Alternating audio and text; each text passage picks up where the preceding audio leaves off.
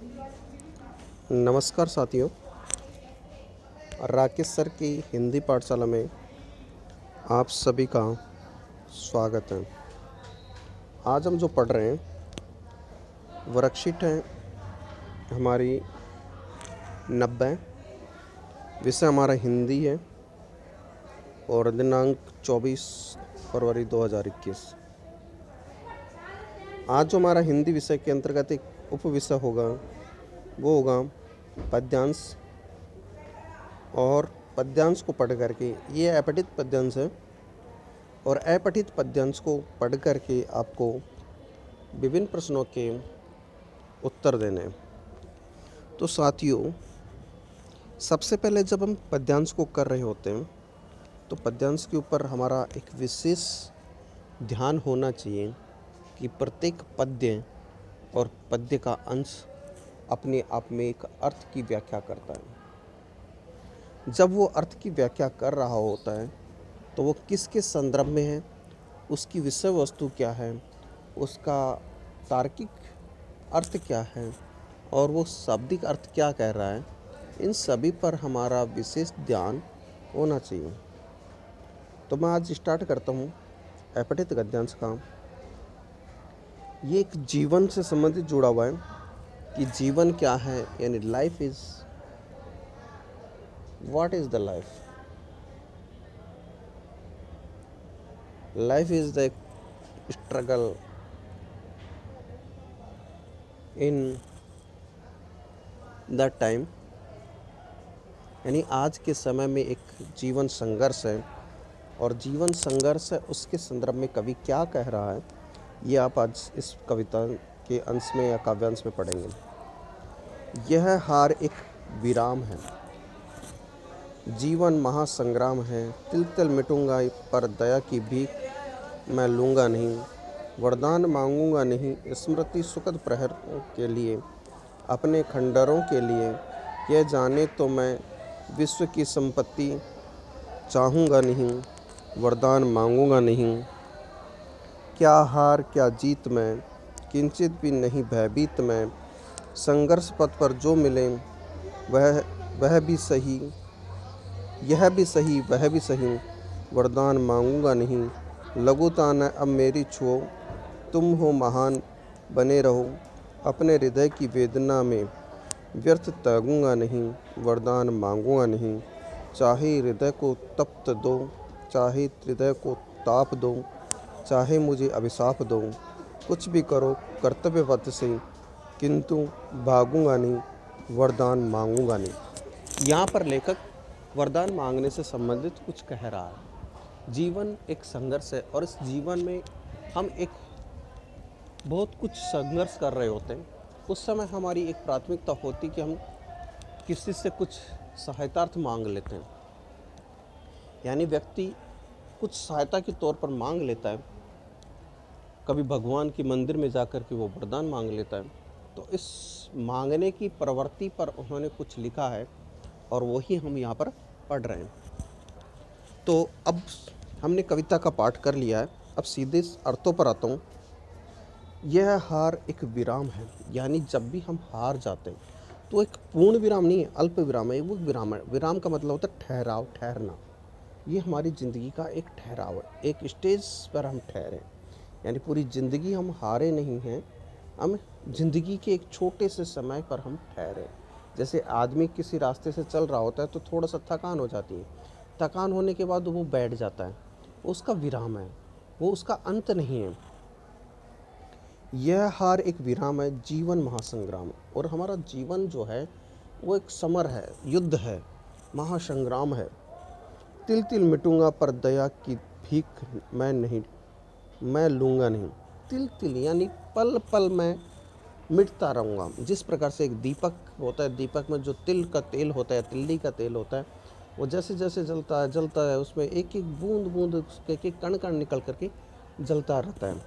उसी प्रकार मैं जलता रहूँगा। मेरे जीवन के एक एक समय, एक एक वर्ष, एक एक मिनट मेरी गढ़ती रहेंगी, लेकिन फिर भी मैं किसी से भीख नहीं लूँगा, वरदान मांगूंगा नहीं, और ना ही मैं किसी ऐसे स्थान पर जाकर के अपनी याचना प्रवृत्ति के द्वारा वरदान मांगूंगा वर मांगूंगा कि वो मुझे मेरा वांछित वर दें, मेरी इच्छा पूर्ण कर दें, ऐसा मैं कुछ भी नहीं कहूँगा। स्मृति सुखद प्रहरों के लिए, स्मृति यानी यादाश्त, सुखद प्रहरों के लिए, सुखद यानी सुख देने वाले, यहाँ पर दय है। कहीं पर एक बार शब्द का प्रयोग हुआ था कि सुखद, सुखद का तात्पर्य सुख देने वाले प्रहरों, प्रहरों का मतलब समय खंड के लिए, कि स्मृति जो है, यादाश्त जो है, वो सुख देने वाले काल समय के लिए, अपने खंडरों के लिए, अपने विखंडित, अपने बिखरे हुए आकार के लिए, यह जान लो विश्व की संपत्ति चाहूँगा नहीं। कि ये तुम निश्चित जान लो कि अगर विश्व की जो भी संपत्ति होगी वो मैं नहीं चाहूँगा। यानी याचना करना मेरी प्रवृत्ति नहीं है, मांगना मेरी प्रवृत्ति नहीं है, और अगर संपत्ति की लालसा भी मेरे अंतर्गत नहीं है कि कोई संपत्ति की चाह में मैं कुछ ऐसा कर बैठूं, तो वो भी नहीं। वरदान मांगूंगा नहीं, क्या हार क्या जीत में, किंचित नहीं भयभीत में। कि अगर जीवन में मुझे कहीं पर हार मिली या जीवन में मैं कहीं जीत गया, दुख में विचलित नहीं होऊंगा, और जीत के साथ कभी आनंदित और उमंग और उत्साह का प्रदर्शन नहीं करूंगा। किसी भी परिस्थिति में किंचित भी भयभीत यानी दुखी या डर का सामना नहीं करूंगा। संघर्ष पथ पर जो मिले वह भी सही, यह भी सही, वह भी सही। और जीवन के इस समय में मुझे अगर सुख के पल मिले तो उसको भी सहर्ष स्वीकार करूंगा, और अगर मुझे दुख के कुछ पल मिले तो उनको भी सहर्ष, यानी सुख और दुख दोनों को अपने समान भाव से मैं उनको उपभोग करूंगा या भोगूंगा। वरदान मांगूंगा नहीं, लघुता न अब मेरी छुओ, तुम हो महान बने रहो। लघुता यानी छोटापन, मेरी जो छोटापन है या मेरी छोटी जो भावना है उसको मत छुओ। तुम तो महान हो, तुम अपनी महानता बरकरार रखो, कायम रखो, लगातार बनाए रखो। मैं तो छोटा हूँ, मेरी लघुता पर ध्यान मत दो, लेकिन तुम महान हो, तुम अपनी महानता को बरकरार रखो।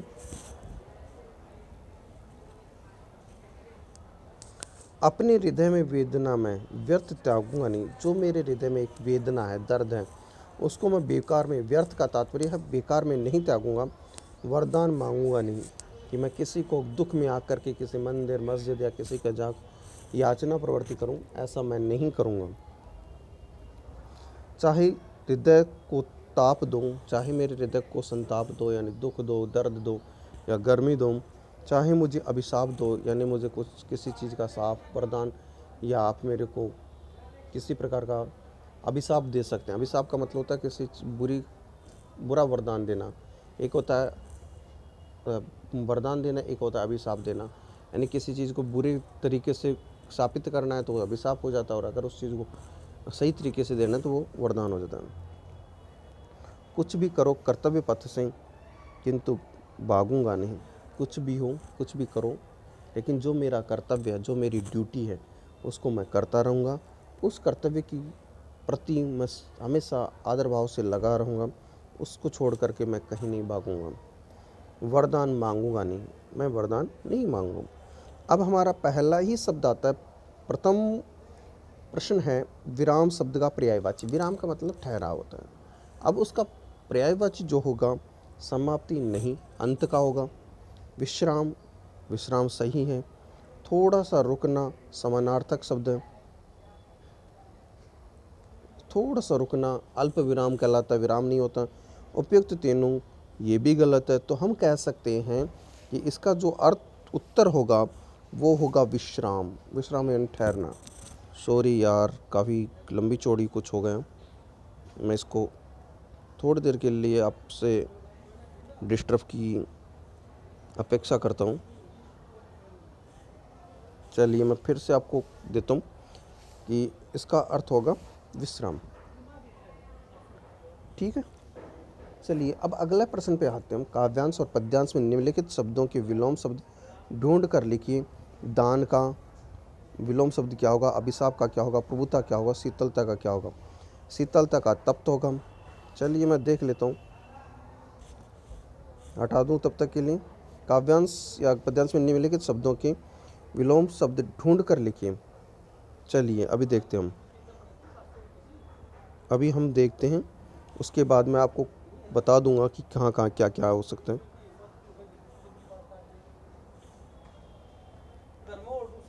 दान,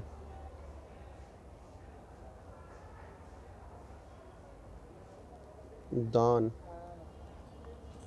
दान देना, भिक्षा याचना, मांगना, अभिशाप, प्रभुता, शीतलता।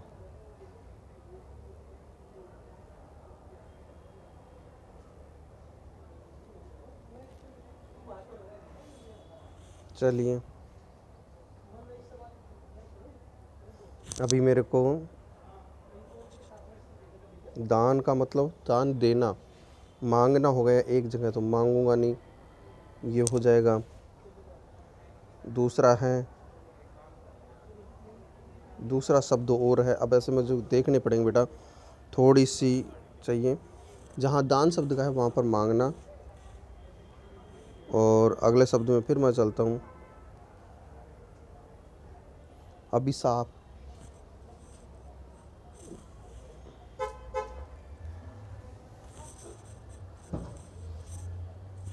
चलिए मैं वैसे लिख देता हूँ आपको, क्योंकि थोड़ा सा मुझे भी व्यर्थ होगा।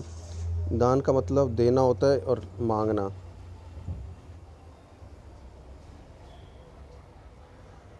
यार ये यहाँ क्या चल रहा है?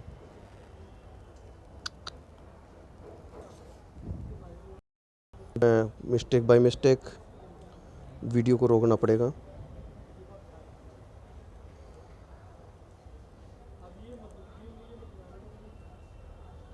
चलिए अभी मैं लिख देता हूँ। मैं थोड़ा सा आज कलर चेंज करूँगा, क्योंकि मेरे को बार बार, दान का मतलब होता है देना और मांगना। ये बार बार वैसे क्यों जा रहा है यार? अनावश्यक समय व्यतीत हो रहा है।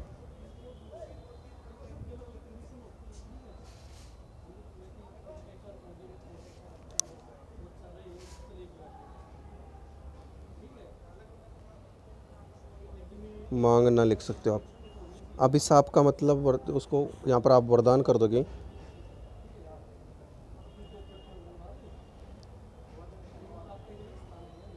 वरदान कर दोगे। शीतलता को तप्त कर दोगे। तृप्त नहीं होगा, तप्त होगा।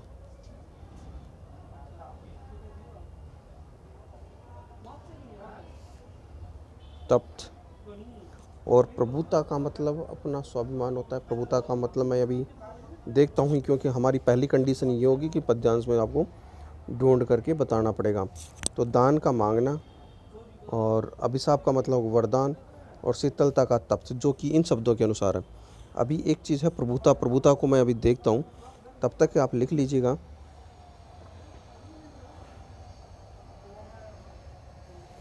प्रभुता विश्व की संपत्ति थी।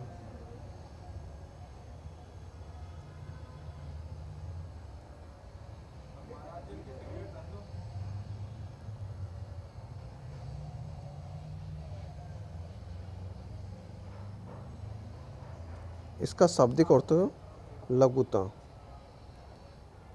प्रभुता,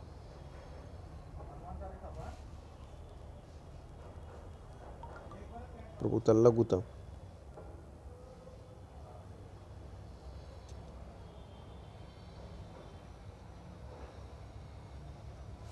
सॉरी सॉरी सॉरी सॉरी,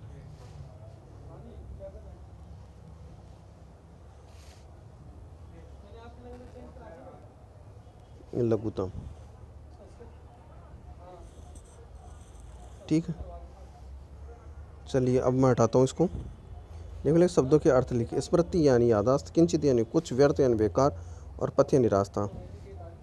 स्मृति, स्मृति यानी यादाश्त।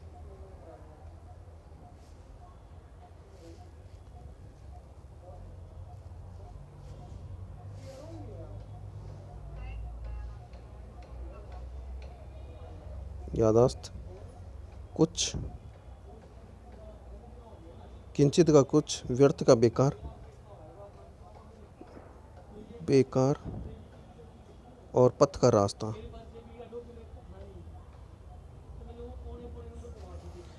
स्मृति का याददाश्त, किंचित का कुछ, व्यर्थ का बेकार और पथ का रास्ता।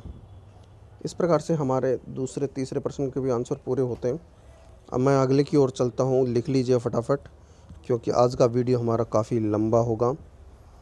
चलते चलिए। ज़िंदगी रुकने वाली नहीं है जनाब, ज़िंदगी को जीने के लिए कुछ ऐसा भी करना होगा कि ज़िंदगी कटे ना, कि ज़िंदगी जी ली जाए, कुछ उसके लिए हमें बनना भी होगा।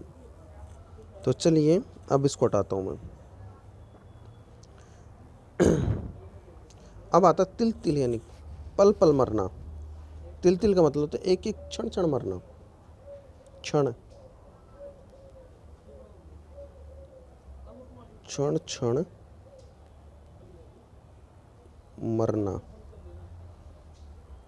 ठीक है। अगली पंक्ति में निम्नलिखित पंक्तियों के भाव स्पष्ट कीजिए। एक हार, हार एक विश्राम है, जीवन महासंग्राम है। यानी हार एक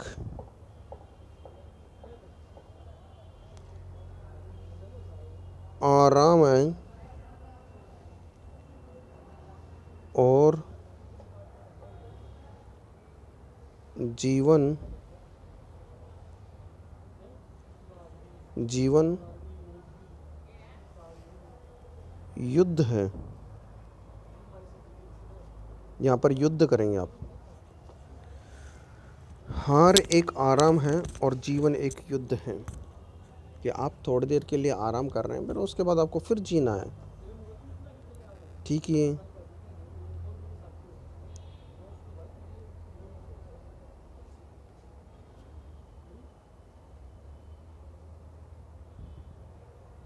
चलिए हटा दूं। कवि किससे भयभीत नहीं, हार और जीत से। कवि किससे, हार और जीत से भयभीत नहीं है, क्योंकि कई बार हार से भी व्यक्ति भयभीत होने लगता है। कई बार ज़्यादा जीत जाए तो भी उसके बाद उसको थोड़ा सा भय होता है। स्मृति सुखद पहरों के लिए, अपने खंडरों के लिए आज यह जान लो, विश्व की संपत्ति चाहता नहीं, वरदान मांगूंगा नहीं। इस पंक्ति से कभी क्या। चलिए बढ़ते हम आगे की ओर।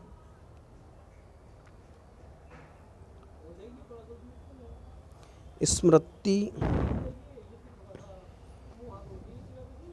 स्मृति सुखद प्रहरों के लिए, अपने खंडरों के लिए, यानी अपने व्यतीत बीते हुए अपने अतीत के लिए और अपने वर्तमान के लिए, यह जान लो, विश्व की संपत्ति चाहता नहीं, वरदान मांगो। हमारी जो यादें हैं वो हमारे जीवन के सुखद प्रहरों के लिए हैं और अपने अतीत के लिए हैं। Sorry sorry sorry sorry sorry sorry sorry sorry यार।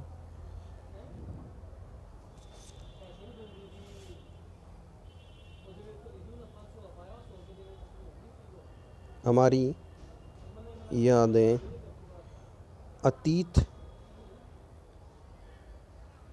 के दुख और सुख के लिए हैं,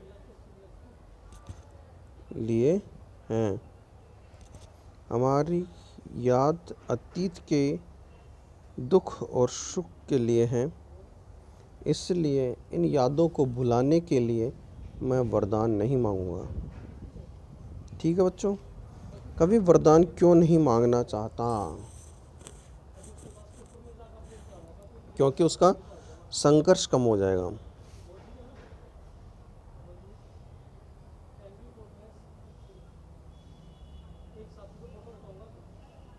क्योंकि संघर्ष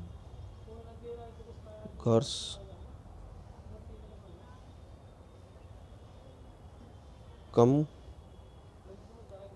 हो जाएगा, क्योंकि संघर्ष कम हो जाएगा। वरदान मिलते ही उसको एक शक्ति कम हो जाएगी और उसको संघर्ष काम करना पड़ेगा, और वो एक इंसान की कमजोरी है। जैसे एक विकलांग व्यक्ति के हाथ में अगर बैसाखी थाम दी जाए तो वो उस संघर्ष को कम करना पाता। ठीक है बच्चों, चलिए।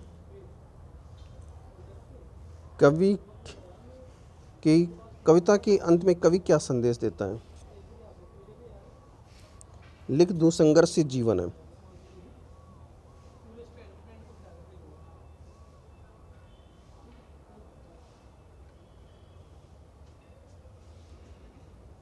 संघर्ष ही जीवन है।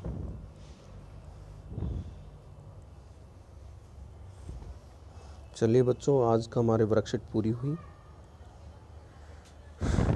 धन्यवाद। फिर मिलते हैं आपको राकेश सर की हिंदी पाठशाला में। चलिए।